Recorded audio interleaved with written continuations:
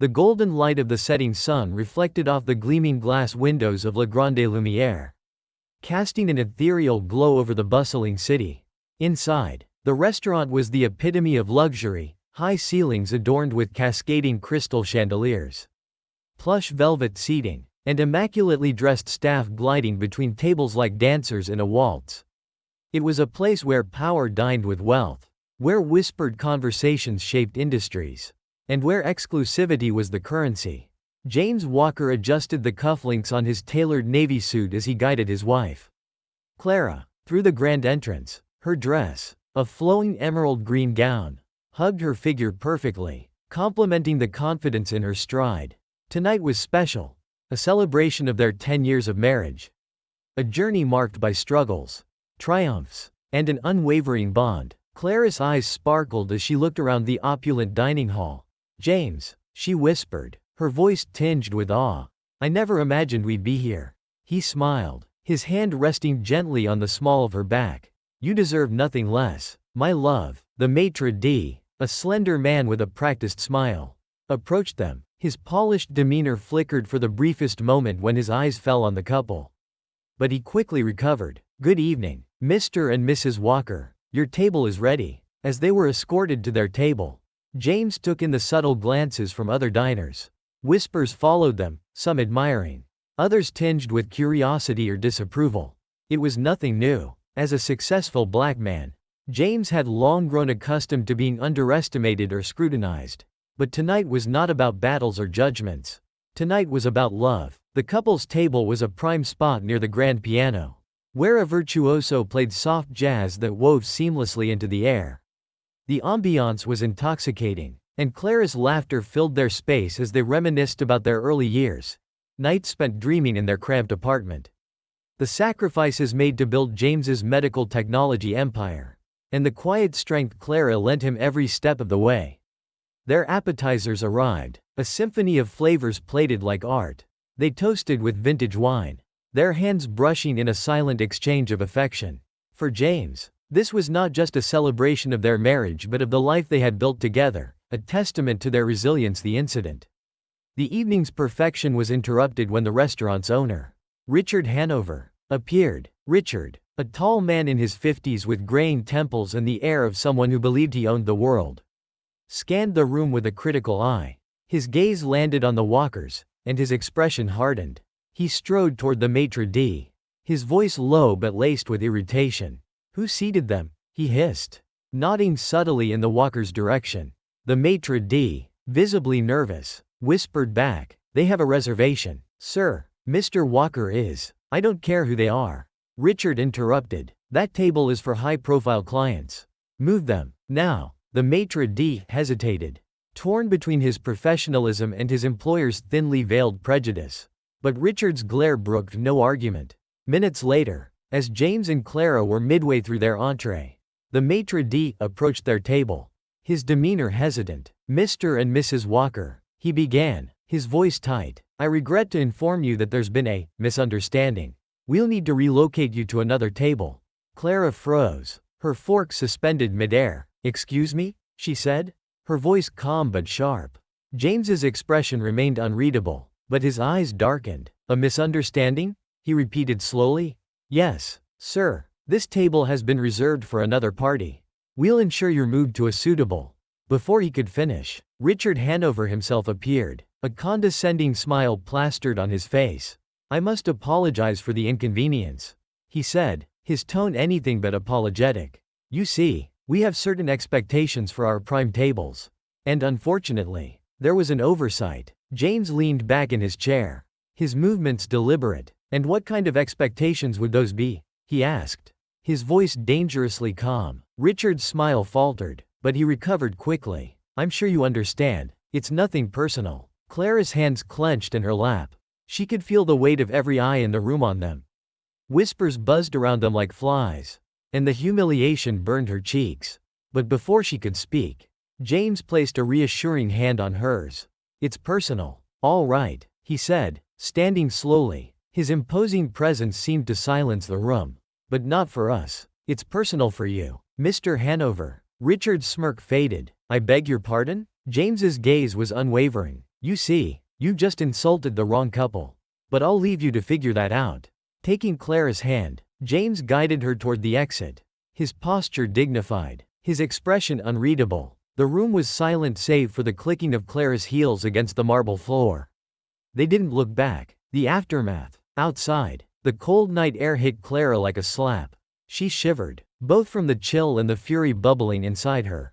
James, she began, her voice trembling. Why didn't you let me say something? We shouldn't have let him treat us like that. James turned to her, his eyes softening. Because words wouldn't have changed a thing. He said, but actions will. What do you mean? She asked, her anger giving way to confusion. James's lips curved into a small, enigmatic smile. You'll see. The car ride home was silent. But James's mind was anything but.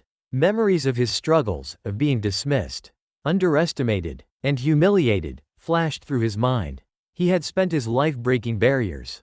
Not for revenge but to prove that excellence knew no color. Tonight, however, something shifted. It wasn't just about them anymore. It was about the principal. As Clara drifted off beside him, exhausted from the emotional toll of the evening, James stared out the window at the city lights. His jaw tightened with resolve. Le Grande Lumière, he murmured to himself. It's going to look very different when we own it. And with that, the seeds of an extraordinary plan were sown a night of celebration. The air inside Le Grande Lumière was fragrant with the scent of truffle oil, fresh herbs, and indulgence. Each corner of the restaurant exuded luxury. Polished marble floors reflected the glow of cascading chandeliers, and faint strains of jazz spilled from the grand piano near the central dining area. It was a haven for the city's elite, a fortress of exclusivity where every detail was a performance meant to dazzle. James Walker stood at the entrance, his hand gently resting on his wife Clara's lower back. The maitre d' greeted them with a rehearsed, professional smile, ushering them into the heart of the establishment. James couldn't help but notice the fleeting look of surprise on the staff's faces. Those micro-expressions that spoke volumes. They didn't expect a black couple to walk through those doors, not in clothes that rivaled the finest of the room. Not with the confident grace they carried. Tonight was meant to be perfect. For James, it wasn't just about celebrating a decade of marriage. It was about honoring everything Clara had done to hold their world together. The sacrifices she had made. The sleepless nights of encouragement when his dreams seemed out of reach. And her quiet belief that he was destined for greatness. Clara glanced at James as they were led to their table, her eyes brimming with gratitude. I still can't believe you brought us here, she whispered. How did you even get a reservation? James chuckled softly. I have my ways. The truth was more straightforward. When you were James Walker, self-made millionaire, and head of a burgeoning medical technology empire, certain doors opened for you. But tonight, he didn't want to think about his wealth or the power it gave him. Tonight, he was simply a husband celebrating the love of his life. Their table was prime, near the grand piano, where the melodies of a skilled pianist filled the air. As they sat, Clara gazed around, absorbing the splendor of the room. She noticed the glances, some approving, others skeptical. It wasn't new. They had walked into countless rooms where their presence disrupted unspoken norms. But Clara chose not to dwell on it. She turned her attention back to James, whose warm smile melted away her unease. Do you remember our first anniversary? She asked, laughter dancing in her voice. James grinned. How could I forget? It was a picnic in the park. Sandwiches, a blanket, and a bottle of cheap wine. Clara leaned forward, her eyes twinkling. And it rained. We sat there soaking wet. Too stubborn to leave. You called it romantic. James teased. I called it pneumonia waiting to happen. They laughed, their voices blending with the hum of the restaurant. For a moment, the rest of the world faded, leaving only their shared history and the love that had carried them through every storm. The shadows of prejudice. As the couple enjoyed their appetizers, Richard Hanover surveyed the dining room from his office window on the mezzanine floor. He was a man who thrived on control, a restaurateur whose name was synonymous with fine dining and exclusivity. For Hanover, every detail mattered, and he prided himself on curating not just meals but an experience that catered to the crème de la crème. But tonight, something felt out of place. His eyes landed on a table near the piano, where James and Clara sat, their laughter cutting through the room's usual subdued elegance. Richard's jaw tightened. He didn't know who they were. But to him, their presence was a disruption. He turned to his assistant. "Who seated them?" he demanded. The assistant hesitated. "They had a reservation, sir." Mr. Walker's assistant made the arrangements. Richard scoffed. "Walker? That doesn't mean anything to me. That table is for VIPs, our regulars. People who belong here." The assistant shifted uncomfortably. "They're not causing any trouble." "Perhaps we should." Richard cut him off with a sharp gesture. "Get them out. Politely. If you must. But that table needs to be ready for the Smithsons when they arrive." The Smithsons, a white couple from Old Money, were frequent patrons and close acquaintances of Richard. He didn't want to risk offending them by having the wrong image at their preferred table. His decision wasn't just about business, it was rooted in his belief that people like James and Clara didn't belong in spaces like this. The incident unfolds. James and Clara were savoring their entrees when the maitre d' returned. His face pale and tight with discomfort. "Mr. and Mrs. Walker," he began, his voice faltering, "I must apologize for the inconvenience. But there's been a misunderstanding. We need to move you to another table." Clara looked up, her brows knitting together in confusion. "Excuse me? A misunderstanding?" "Yes, madam." The maitre d' shifted uneasily. "This table has been reserved for another party. We can relocate you to another." James leaned back in his chair, his posture calm but commanding. "Let me get this straight," he said, his voice low but steady. "We made a reservation weeks ago. And now, mid-meal, you're asking us to move?" The maitre d' opened his mouth to respond. But before he could, Richard Hanover appeared. His polished exterior was betrayed by the sharpness in his tone. "I apologize for the disruption," he said, though his expression was anything but apologetic. "You see, we have certain standards for this area of the restaurant. It's nothing personal." Clara's hands gripped the edge of the table, her cheeks flushed with humiliation. James reached over, placing a reassuring hand on hers. "Nothing personal?" James repeated, his gaze locking onto Richard's. "It feels personal to me." Richard smirked, clearly underestimating the man before him. "I'm sure you understand. We'll find you a more suitable table." James stood, his towering frame casting a long shadow over Richard. The room had gone silent, the tension thick enough to cut with a knife. "No need," James said, his voice calm but laced with authority. "We're leaving." He extended his hand to Clara, helping her to her feet. Her eyes glistened with unshed tears, but she held her head high. Together, they walked toward the exit, their dignity intact despite the storm of whispers that followed them. As they reached the door, James paused and turned back. His voice carried across the room like a warning. "Mr. Hanover, I'd recommend learning who you're dealing with before making decisions like this. You might regret it." With that, they stepped out into the crisp night air, leaving the stunned room behind them. Seeds of resolve. Outside, the city was alive with lights and movement. But for Clara, the humiliation of the evening weighed heavy. "James," she said, her voice trembling with anger and hurt. "Why did we let him treat us like that? We could have stayed, demanded our table." James turned to her, his expression softening. "And what would that have changed? He'd still see us the same way. But now, he's given me an opportunity." "An opportunity?" Clara asked, her brows furrowing. James's lips curved into a small, enigmatic smile. "He thinks he holds the power. But he doesn't realize he's standing on a fault line. And we're about to make it collapse." The ride home was quiet, Clara watching James as his mind worked, the flicker of resolve in his eyes unmistakable. Tonight wasn't the end of their story. It was the beginning of something far greater, unmasking James Walker.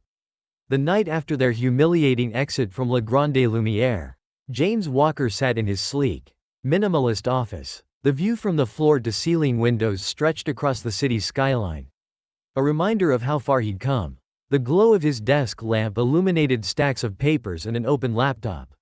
Yet, James's mind was elsewhere, replaying every word, every smirk, every patronizing glance from Richard Hanover.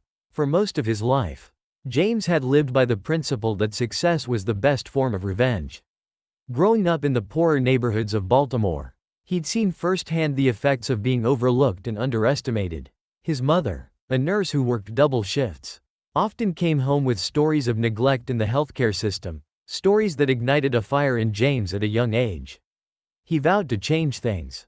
Through relentless determination, James worked his way through medical school, balancing odd jobs and sleepless nights. He was no stranger to prejudice, whether it came from peers who doubted his abilities or institutions that questioned his place. But James always responded with excellence. When he launched Walker Innovations, a medical technology company specializing in life-saving devices for underfunded hospitals, he didn't just build a business, he built a lifeline for communities like the one he came from.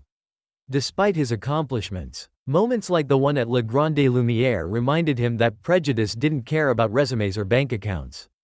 It was a wall built on ignorance, and James was tired of climbing over it.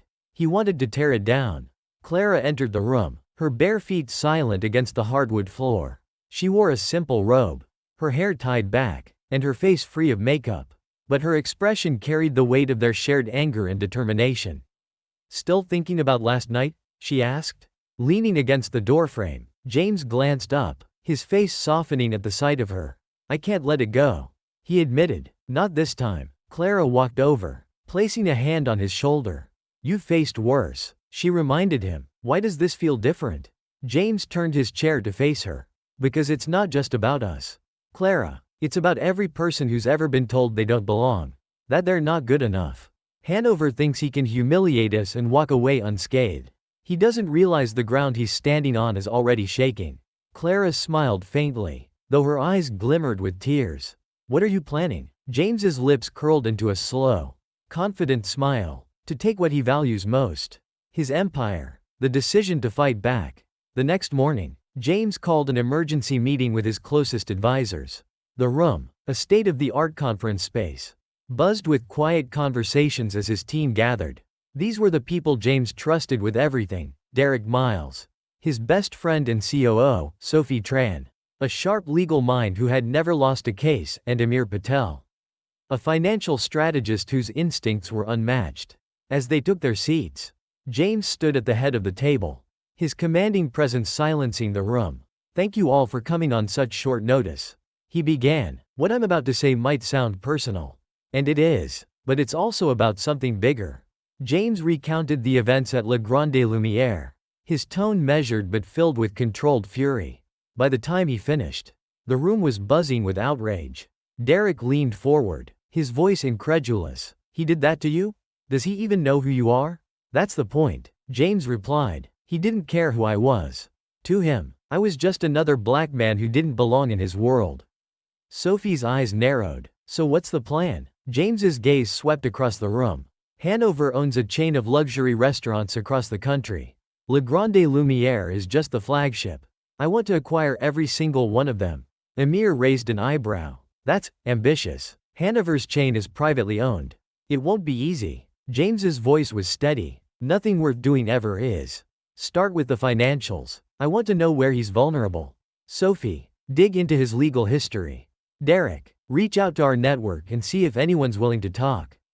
Clara, who had quietly entered the room and taken a seat at the back, spoke up. "This isn't just about buying a business. If we're going to do this, we need to change what these restaurants represent.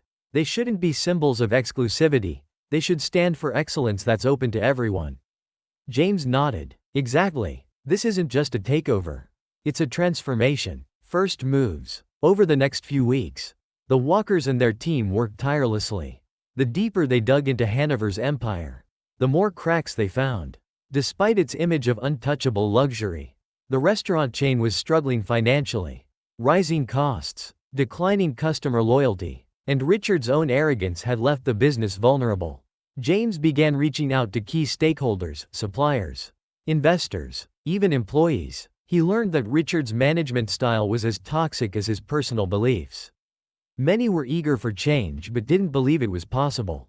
Meanwhile, Clara took on a more public role, reaching out to minority chefs, restaurant managers, and entrepreneurs. She envisioned a future where Hanover's restaurants became a platform for underrepresented talent, a place where innovation and diversity thrived.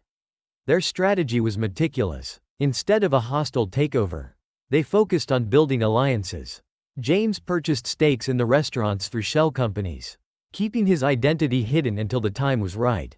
His team worked behind the scenes to secure key assets, from prime real estate to exclusive supplier contracts.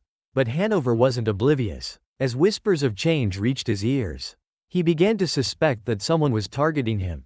In a rare display of cunning, he attempted to shore up his defenses, hiring a team of lawyers and PR experts to protect his image. James, however, was always one step ahead. At a charity gala weeks later, he crossed paths with Richard for the first time since the incident. Dressed impeccably in a tailored tuxedo, James exuded quiet power. "Mr. Hanover," James said, extending a hand. Richard hesitated, then shook it, his smile forced. "Walker, isn't it? What brings you here?" James's eyes glinted. "Just enjoying the evening. Beautiful venue, isn't it?" "Indeed," Richard replied, though his unease was palpable. "I hope you're finding everything to your satisfaction." James's smile was polite, but there was an edge to it. "Oh, I will," he said, "sooner than you think." As James walked away, Richard felt a chill he couldn't shake. For the first time, he realized he might be facing an opponent he couldn't control. Building momentum. Behind the scenes, James and Clara worked not just to dismantle Hanover's empire but to reimagine it. They partnered with culinary schools, created mentorship programs for aspiring chefs, and began drafting a bold vision for the future of the restaurants. Every move was calculated, every step aimed at not just taking over but making a lasting impact. But as their plans accelerated, so did the stakes. Richard, desperate to maintain control, began lashing out, canceling supplier contracts, spreading false rumors about potential buyers, and even attempting to intimidate employees who had aligned with James. It only fueled James's resolve. "Let him fight dirty," he told Clara one evening. "We'll win by being smarter, stronger, and better." Clara squeezed his hand. "We're not just fighting for us, James. We're fighting for everyone who's ever been told they don't belong." And with that, they pressed on, knowing that the battle was far from over, but so was their resolve. The storm was coming, and they were ready to face it. Together, unmasking James Walker, a legacy in the making. The morning sun streamed through the windows of James Walker's office, highlighting the modern, understated elegance of his workspace. His office was a reflection of the man himself, sharp, purposeful, and unapologetically bold. Papers were strewn across the table, each representing a piece of Richard Hanover's crumbling empire.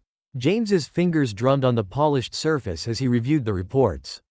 Despite the previous night's humiliation, James felt a strange calm. He'd learned early in life that anger without direction was wasted energy. And he was never a man to waste energy. Clara entered, carrying 2 cups of coffee. She handed one to James and settled into the chair opposite him. Her hair was loose, cascading over her shoulders, and her eyes carried the fire that had drawn James to her years ago. "Let me guess," she said, gesturing to the papers. "War plans?" James smirked. "Something like that." He leaned back in his chair, his mind drifting to the journey that had brought them here. Growing up in a small Baltimore neighborhood, he'd faced a world that told him his aspirations were too big. Teachers doubted him, peers underestimated him, and institutions worked to keep him in his place. But James had something no one could take away, an unyielding belief in his potential. He'd built Walker Innovations from the ground up, starting with a small team and a single groundbreaking medical device. Years later, his company wasn't just profitable, it was a game changer in the healthcare industry. James had created affordable, accessible medical technology that saved countless lives. Despite his wealth and success, he never forgot the neighborhoods and people who'd shaped him. "What's next?" Clara asked, pulling him back to the present. James tapped the stack of documents in front of him. "Hanover's restaurants are bleeding money. He's been using predatory practices to stay afloat, pushing out local competitors, exploiting suppliers, but it's catching up to him." Clara raised an eyebrow. "And we're going to be the ones to tip him over?" James's smile was slow and deliberate. "Not just tip him over. Transform the entire game." The decision to fight back, a meeting of minds. James wasted no time assembling his team. In the sleek conference room of Walker Innovations, his trusted advisors gathered. The mood was intense but charged with purpose. Derek Miles, James's best friend and COO, was the first to speak. "This is personal for you, isn't it?" he asked, his tone more curious than accusatory. James didn't flinch. "It's personal, but it's also strategic. Hanover represents more than just one man." He's a symbol of a system that thrives on exclusion. Sophie Tran, their razor-sharp legal counsel, leaned forward. Do we have a clear path? This isn't just about buying a few restaurants. Hanover's chain is a cornerstone of his public image. He won't let it go without a fight. That's why we're not coming at him directly, James said. He glanced at Amir Patel, the financial strategist who had helped him navigate countless high-stakes deals. Amir, what do we know about his financials? Amir adjusted his glasses and flipped through his notes. Hanover's holding company is over-leveraged. He's propped up by loans and investor confidence. If we hit him where it hurts, suppliers, stakeholders, public perception, we can weaken his position. James nodded. Perfect. We're not just buying his chain. We're dismantling the foundation it's built on. The team discussed strategies late into the night, laying out a roadmap that was as precise as it was ruthless. James's plan wasn't just to acquire Hanover's empire. It was to expose its weaknesses and rebuild it into something that stood for inclusion and excellence. First moves. Shaking the foundation. James and Clara began their campaign quietly but effectively. Using a network of shell companies, James started acquiring shares in Hanover's suppliers and distribution channels. At the same time, Clara spearheaded a public initiative, an outreach program that celebrated diversity in the culinary arts. She partnered with aspiring chefs from underrepresented communities, offering them opportunities to showcase their talent in high-profile venues. The buzz around Clara's initiative was electric. Food critics, bloggers, and social media influencers took notice. The narrative began to shift. Luxury dining wasn't just about exclusivity anymore. It was about innovation, culture, and authenticity. Meanwhile, James's legal team unearthed a series of lawsuits and complaints against Hanover's restaurants, claims of workplace harassment, unfair dismissals, and discriminatory hiring practices. Sophie Tran compiled the evidence into a damning report, ready to be weaponized if Hanover pushed back. A public clash. Weeks later, James attended a charity gala, a glittering event where the city's elite mingled over champagne and caviar. Richard Hanover was there, holding court among a circle of wealthy patrons. His laughter boomed across the room, his confidence unshaken. James approached, his every step calculated, dressed in a tailored suit that commanded attention. He exuded a quiet power that made heads turn. "Mr. Hanover," James said, extending a hand. Richard hesitated, then shook it. His smile was tight. "Walker, isn't it? What brings you here?" "Oh, you know," James said lightly, "supporting a good cause, admiring the city's finest establishments." The jab wasn't lost on Richard. His eyes narrowed. "I hope you're finding everything to your satisfaction." James's gaze was steady. "Not yet, but I have a feeling things will change soon." The tension was palpable. Richard sensed a threat but couldn't place it. As James walked away, leaving the older man fuming, Clara watched from across the room, a knowing smile playing on her lips. Behind the scenes, momentum builds. Over the next month, the pressure on Hanover's empire mounted. Suppliers began renegotiating contracts, emboldened by James's behind-the-scenes maneuvers. Employees started speaking out about the toxic culture within Hanover's restaurants, their voices amplified by Clara's network of advocates. Richard, sensing danger, scrambled to protect his assets. He hired PR firms to clean up his image, launched aggressive marketing campaigns, and even tried to intimidate smaller competitors. But it was too little. Too late. One evening, Clara sat with James in their living room, the glow of the fireplace casting warm shadows on the walls. She held a tablet, scrolling through news articles detailing the mounting challenges faced by Hanover. "It's working," she said, her voice a mixture of pride and disbelief. "We're turning the tide." James nodded, his expression thoughtful. "This is just the beginning. The real battle is still ahead." Clara reached for his hand, intertwining her fingers with his. "Whatever happens, we do this together. Always," James said, his voice soft but firm. The turning point. As the Walkers' plan gained momentum, Hanover began to unravel. At an emergency shareholder meeting, his investors demanded answers. Richard's usual bravado faltered as he struggled to reassure them. In a bold move, James revealed his ownership stakes in several key suppliers and properties connected to Hanover's chain. The announcement sent shockwaves through the industry. For the first time, Richard realized the full extent of the threat he was facing. One evening, James received a call from one of Hanover's board members, a man who had once dismissed him as inconsequential. Now, he was desperate for a meeting. "We might be willing to negotiate," the man said, his voice tense. James smiled, his victory imminent. "Let's talk." Quiet storms, the first strategic blows. James Walker's strategy was meticulous, like a game of chess where every move was designed to corner his opponent. He spent hours in his office poring over reports, studying Hanover's chain of restaurants, analyzing supply chains, market trends, and internal vulnerabilities. It wasn't enough to simply take over. James wanted to dismantle the very framework of exclusivity and prejudice that Hanover had built his empire upon. Meanwhile, Clara worked tirelessly on a parallel front, leveraging her charm and influence to rally support from culinary communities. She reached out to minority chefs, restaurant owners, and culinary schools, fostering partnerships and raising awareness about the need for diversity in fine dining. Her efforts garnered media attention, positioning her as a force for change in the industry. Clara's mission: a new narrative for fine dining. At the heart of Clara's vision was the belief that fine dining should be an inclusive celebration of culture and innovation, not a fortress for the privileged few. She spearheaded a campaign called The People's Table, a movement aimed at showcasing underrepresented culinary talent. One evening, Clara hosted a private dinner at their home for prominent chefs, journalists, and influencers. The atmosphere buzzed with excitement as attendees tasted dishes crafted by rising stars in the culinary world. "This," Clara said, addressing the group, "is what fine dining should look like: creative, inclusive, and authentic. We're not just here to eat. We're here to change the story." Her words struck a chord.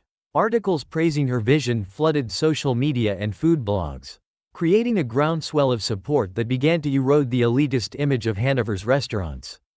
Hanover on the defensive. As the Walkers campaign gained traction, Richard Hanover's frustrations grew. He began to notice a shift in the industry, suppliers demanding renegotiations, former employees airing grievances, and his once loyal patrons exploring alternative dining options.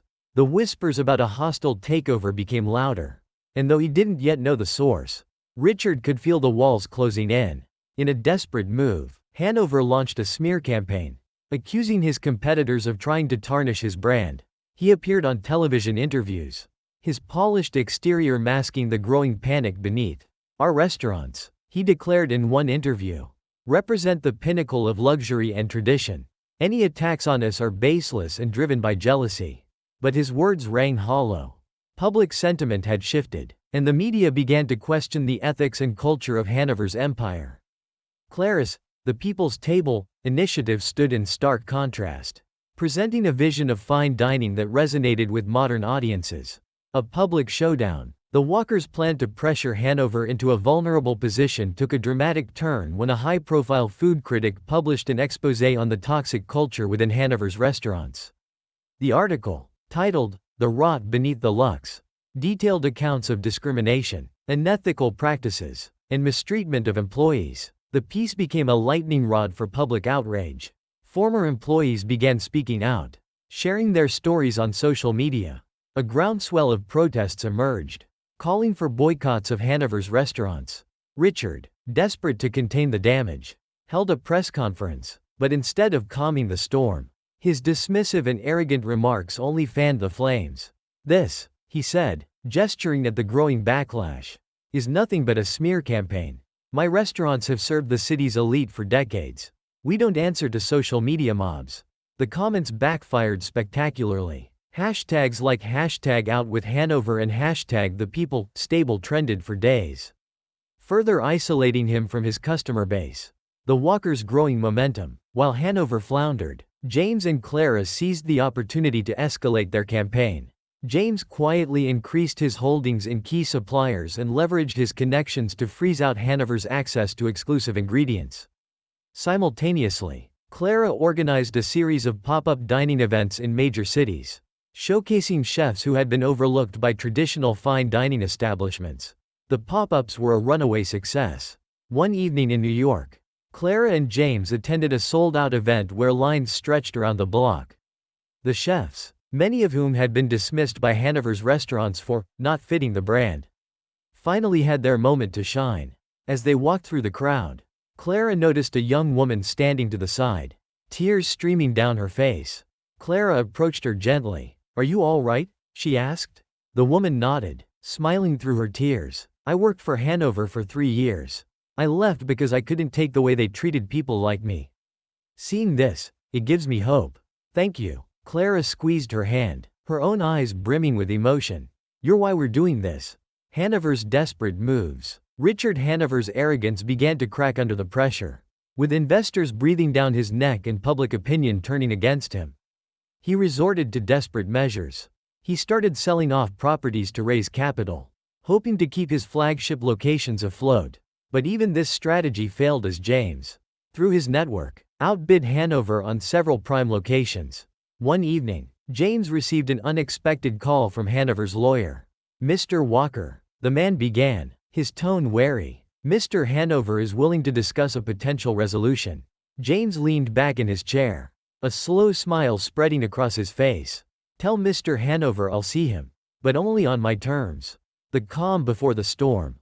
At home, James and Clara reflected on how far they'd come. It had been weeks of relentless work, long nights, and countless challenges, but the momentum was undeniable. Clara joined James on the balcony, the city lights stretching out before them. "Do you ever wonder if we're doing too much?" she asked. Her voice thoughtful. "Pushing too hard?" James shook his head. "This isn't just about Hanover. It's about setting a precedent.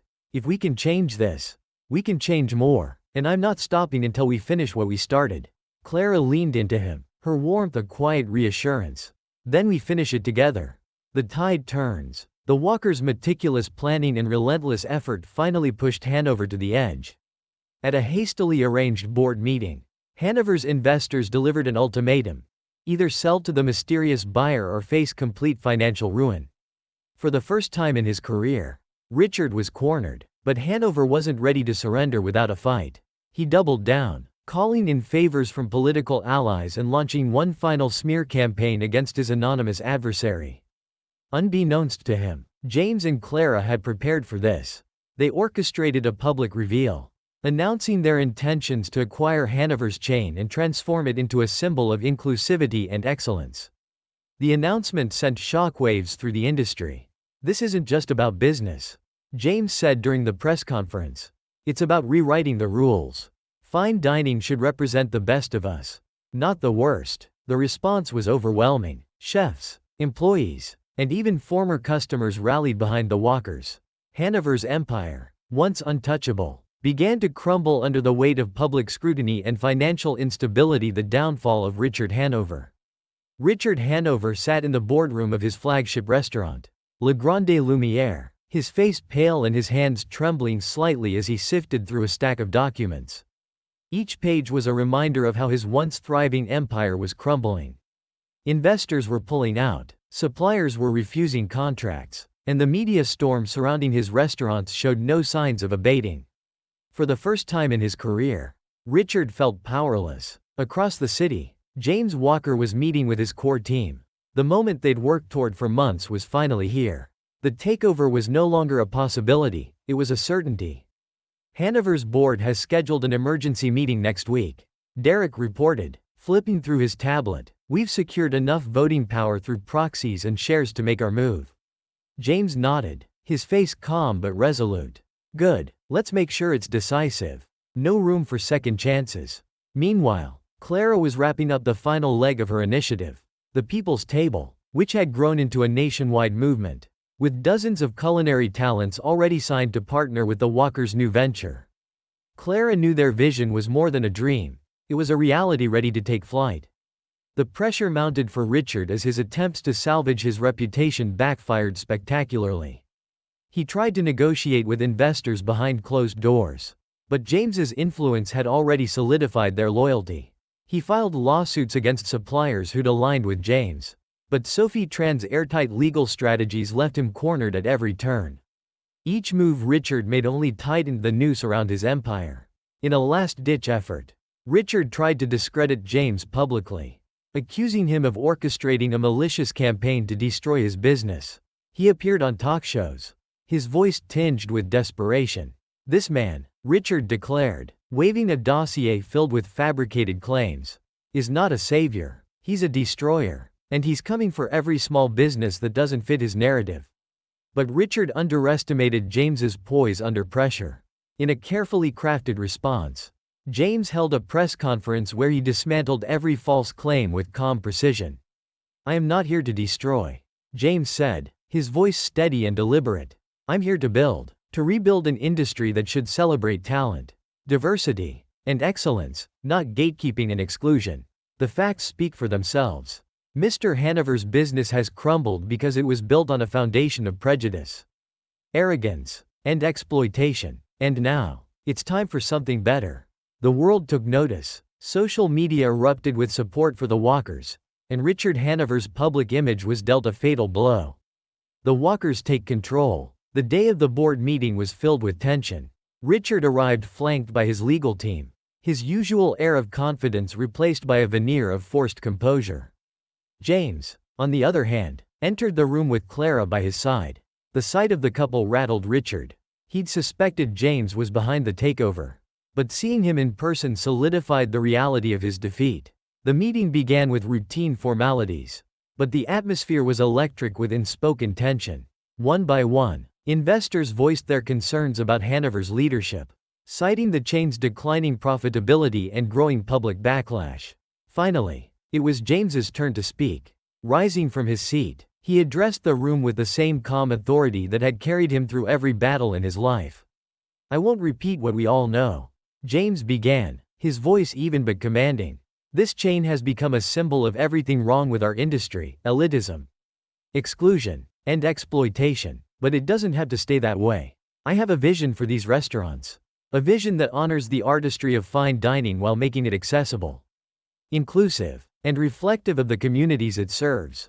He paused, letting his words sink in. "I'm not here to destroy this chain. I'm here to save it, to transform it." When the vote was called, it was a landslide. Richard Hanover was removed as CEO, and the majority of the board voted to approve James Walker's acquisition. Richard stood, his face flushed with rage. "You think you've won?" he spat. "You'll never understand what it takes to maintain an empire like this." James met his gaze, unflinching. "I understand perfectly. That's why I'm here to rebuild it from the ground up. Transforming the empire, taking control of Hanover's chain was only the beginning." James and Clara immediately set to work implementing their vision. The first major step was a complete rebranding. The restaurants, once bastions of exclusivity, were transformed into spaces that celebrated culture, community, and culinary innovation. Clara led the charge on recruitment, reaching out to the chefs, managers, and staff who had been excluded from opportunities in the past. Under her leadership, the restaurants became incubators for talent, hosting mentorship programs and culinary competitions that gave rising stars a platform to shine. The menus, once rigidly traditional, now reflected a diverse array of cuisines. Each dish told a story, honoring the heritage and creativity of its creator. The Walkers also introduced initiatives to make fine dining more accessible, including community events and partnerships with local farmers and suppliers. At one of the rebranded flagship locations, James and Clara hosted a grand reopening event. The restaurant was filled with laughter, music, and the tantalizing aromas of a menu curated by a team of chefs from around the world. The highlight of the evening was a heartfelt speech from Clara. "This isn't just about food," she said, her voice carrying over the applause. "It's about what food represents: connection, culture, and celebration. Tonight, we celebrate a new beginning, a legacy of change." As the new vision took hold, the Walkers' restaurants became a beacon of hope and transformation. Media outlets hailed their approach as groundbreaking, and the chain's profitability soared as customers embraced the fresh, inclusive direction. Meanwhile, Richard Hanover's fall from grace was complete. Bankrupt and ostracized, he spent his days in bitter isolation, reflecting on the empire he had lost. For the first time, he was forced to confront the arrogance and prejudice that had blinded him to the changing world around him. For James and Clara, the journey was far from over. They used their success to inspire others, funding scholarships for aspiring chefs, launching initiatives to combat systemic racism in the hospitality industry, and continuing to advocate for equity and inclusion. On their 11th wedding anniversary, The walkers returned to the newly rebranded flagship restaurant, no longer called Le Grande Lumière, but Lumière for all. The table where they'd been humiliated a year ago now bore a small plaque that read, "Dedicated to those who dared to change the world." As they sat, surrounded by friends, colleagues, and supporters, Clara leaned over to James. "We did it," she said, her voice filled with emotion. James took her hand, his smile warm. "No," he said softly. "We're just getting started." The crumbling empire. The room was thick with tension as Richard Hanover stared at the screen of his tablet. The latest financial report glaring back at him like a death knell. Profits were down across his chain, and his flagship restaurant, Le Grande Lumière, was operating at a loss for the first time in decades. Investors were furious, suppliers were backing out of contracts, and his once loyal clientele were quietly dining elsewhere. The whispers of dissatisfaction had turned into a roar. Despite his best efforts to salvage his business, the reality was clear. Hanover's empire was imploding. The industry was no longer the playground of a select few, and he couldn't keep up with the tide of change. "Call a board meeting," Richard barked at his assistant, his voice sharp with desperation. "We need to regroup." Unbeknownst to him, the ground he was standing on wasn't just shaking, it was collapsing. Every move Richard made was met with calculated resistance from James Walker's team, each step tightening the noose around his neck. The final confrontation. The day of the board meeting was overcast, the gray sky outside Le Grande Lumière reflecting the somber mood inside the conference room. Richard sat at the head of the table, surrounded by his board members. His once commanding presence was diminished, replaced by a man clinging desperately to the remnants of his power.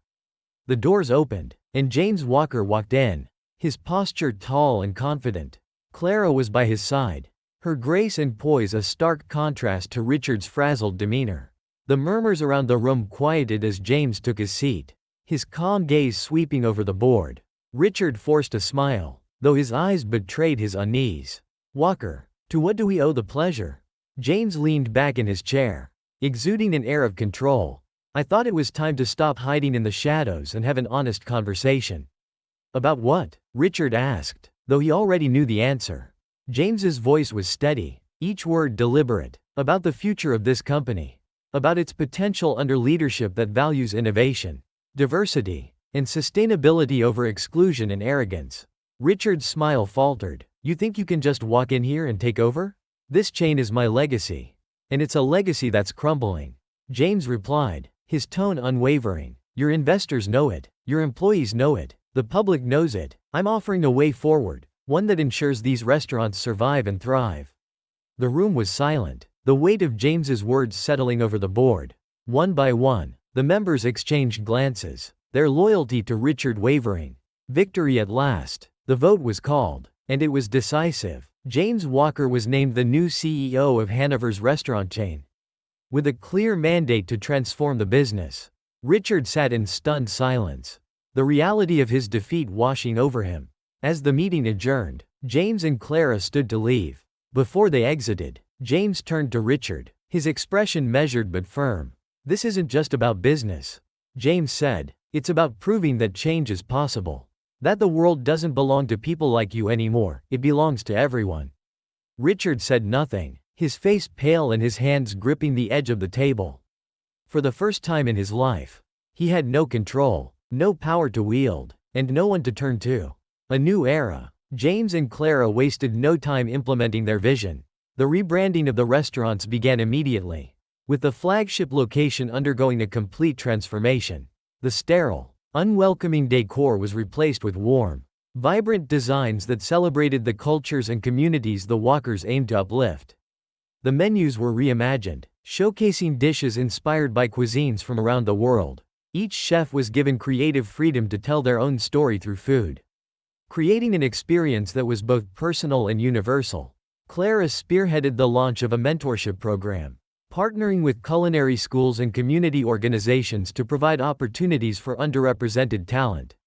The program was met with overwhelming enthusiasm, with hundreds of applicants eager to learn and grow under the guidance of the Walkers team. "This isn't just a restaurant," Clara said at the program's launch event. "It's a movement, a chance to redefine what fine dining can and should be." Hanover's bitter dissent. As the Walkers' restaurants flourished, Richard Hanover faded into obscurity. The media, once captivated by his persona, now painted him as a relic of a bygone era. Bankrupt and disgraced, he retreated to a modest home on the outskirts of the city, far from the luxury he once commanded.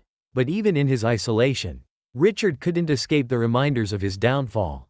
The success of James and Clara Walker was everywhere, on television, in newspapers, and on the lips of a public that had embraced their vision.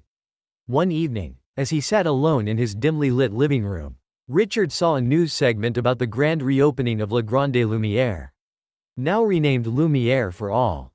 The reporter praised the Walkers' commitment to inclusivity and excellence, highlighting the restaurant's new menu and its impact on the community. For the first time, Richard felt a pang of something unfamiliar, regret. He had spent his life building walls to keep people out, only to be left on the outside himself. The grand reopening. The reopening of Lumière for All was a night to remember. The restaurant was packed with guests, from loyal patrons to new faces eager to experience the Walkers' vision. The air buzzed with excitement as the chefs presented their creations, each dish a testament to the power of collaboration and creativity. James and Clara stood near the entrance, greeting guests and soaking in the atmosphere.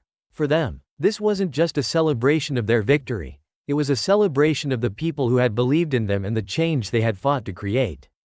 As the night went on, James and Clara were approached by a young man who had once worked as a dishwasher at Le Grand Lumière under Hanover's reign. "I just wanted to say thank you," the young man said, his voice filled with emotion. "Working here now, it feels like a dream, like I'm finally part of something that matters." James placed a hand on the man's shoulder, his smile warm. "You are, and don't let anyone tell you otherwise. A legacy of change." Years later, the Walkers' story became a case study in leadership and resilience. Taught in business schools and celebrated in communities worldwide, their restaurants, once symbols of exclusivity, were now beacons of hope and transformation. But for James and Clara, the true measure of their success wasn't in the accolades or the profits. It was in the lives they had touched, the barriers they had broken, and the legacy they had created. As they sat together one quiet evening, reflecting on their journey, Clara reached for James's hand. "Do you ever think about how far we've come?" she asked. James smiled, his eyes filled with pride. "Every day, and I think about how much further we can go." With that, they raised their glasses, a silent toast to the road ahead, a road paved with justice, inclusion, and the unshakable belief that change was always possible. The rise of Lumière for All. The reopening of Lumière for All, the crown jewel of the Walkers' vision, set the tone for a revolution in fine dining. What was once a fortress of exclusivity had become a haven of warmth and inclusivity, welcoming patrons from all walks of life. The menu was a testament to the diversity of its new leadership, each dish crafted with heart and inspired by the personal stories of the chefs behind them. Critics raved about the transformation. One of the most renowned food columnists wrote, "Lumière for All is not just a restaurant, it is an experience. Each bite tells a story of resilience, creativity, and hope. It challenges what fine dining can be, and redefines it for the better." But for James and Clara Walker, success wasn't just measured by glowing reviews or packed dining rooms. It was in the faces of the chefs, servers, and staff who now worked with pride and purpose. Many had once been excluded from spaces like this, dismissed, overlooked, or marginalized. Now, they were thriving. One of the most poignant moments came when an elderly woman approached Clara during a community dinner hosted at Lumière. The woman, wearing a modest dress and a wide smile, took Clara's hands in hers. "I used to walk past this place every week," the woman said. "I'd tell myself, people like me don't belong in there. But now, thanks to you and your husband, I'm sitting here at this table, sharing a meal that feels like home. Thank you." Clara hugged her, fighting back tears. Moments like these reminded her of why they had fought so hard, not just to win, but to change the narrative. Clara's legacy, the people's table. While James focused on the strategic and operational transformation of the restaurant chain, Clara expanded her initiative, the people's table, into a global movement. She worked tirelessly to establish partnerships with culinary schools, nonprofits, and food organizations worldwide. The initiative offered scholarships, mentorships, and resources to aspiring chefs and restaurateurs from underrepresented backgrounds. Clara also launched the People's Kitchen, a sister program aimed at addressing food insecurity in underserved communities. Lumiere's restaurants pledged a portion of their profits to fund soup kitchens, community food pantries, and culinary training programs in areas most in need. The impact was profound. Cities that once saw Lumiere's locations as inaccessible symbols of privilege now viewed them as hubs of community engagement and empowerment. At the grand opening of one such initiative, Clara addressed a crowd of supporters, including chefs, activists, and local families. Her voice was steady, but her words carried the weight of years of struggle and determination. "This isn't just about food," she said. "It's about dignity, about making sure that every person feels seen, valued, and nourished, body and soul. That's the table we're building." The crowd erupted in applause, and Clara stepped down from the stage, knowing that her work was far from over. But for the first time, she felt that the world was moving in the right direction. Richard Hanover's final chapter. Far from the vibrant celebrations surrounding the Walkers' success, Richard Hanover sat alone in a modest apartment on the edge of the city. His fall from grace had been swift and merciless. The man who once commanded boardrooms and dined with the elite now lived in obscurity. His fortune gone and his reputation irreparably damaged. Richard spent his days scrolling through news articles about the Walkers. Every headline, every photo of their smiling faces, felt like a dagger to his pride. He told himself it was unfair, that he had been betrayed by his own board, by the industry, by the world itself. But deep down, he knew the truth. His downfall was of his own making. One evening, as he watched a televised interview with James and Clara, something unexpected stirred in him. In the interview, James was asked if he felt vindicated after dismantling Richard's empire. James's answer was calm and thoughtful. "This was never about revenge," he said. "It was about building something better. It's easy to tear things down, but the real challenge, and the real reward, is in creating something that lasts."